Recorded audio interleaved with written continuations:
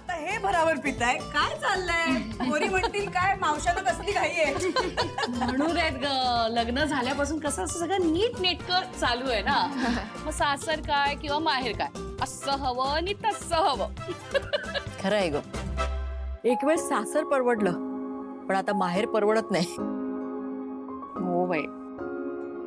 लग्न झाल्यावर सासरपेक्षा माहेर जास्त सासर वाटायला लागतं. आई वडील आपल्याच मुलीला परक करून टाकतात.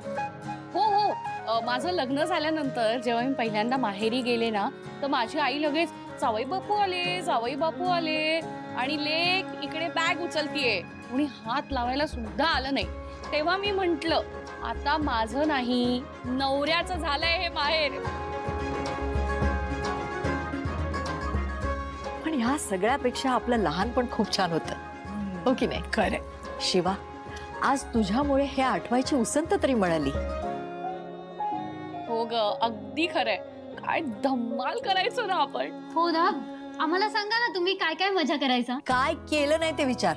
काय ग काय काय खेळ खेळायचो आपण. तुम्हाला माहित नाही ते खेळ, तुम्हा शहरी मुलांना. काय लगोरी, लंगडी, सूर पारंब्या, विटी दांडू, ते झाडावर लपाछपी, भातुकली, झाडावर चढणं पडणं, भांडणं, अबोला. काय केलं नाही ते विचार. बाप रे. आणि कावेरी तुझं सुंदर गाणं. हे काय हे? एक काम कर ना, होऊन जाऊ दे. एकदम माझ्याकडे मोर्चा का वळवला तुम्ही? खूप छान गाते, खूप छान गाते. ते काऊ म्हण. ए नाही ग, आता नाही ग. आता तर पोटभर जेवले मी. अरे छे, जेवल्यानंतर काय गाणं म्हणायचं? एक मिनिट तुम्ही सगळ्यांनी आग्रह केलात, मी कुकारा वगैरे घालून दाखवलं ना, मग आता गाणं म्हणायचं नाहीये तुला? नको ग नको, आता नको. नाही असं नाही प्लीज गाणं होऊन जाऊ दे प्लीज प्लीज म्हण. ए मी काय एवढी मोठी गायिका असल्यासारखं तुम्ही काय आग्रह करताय? अगं छान गातेस तू.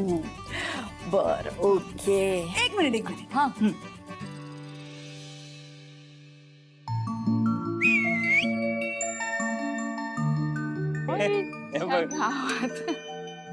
हे कधी शिकलीस?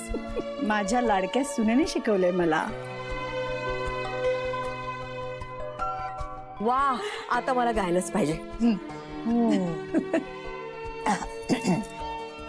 कोकणी गाणं गाते.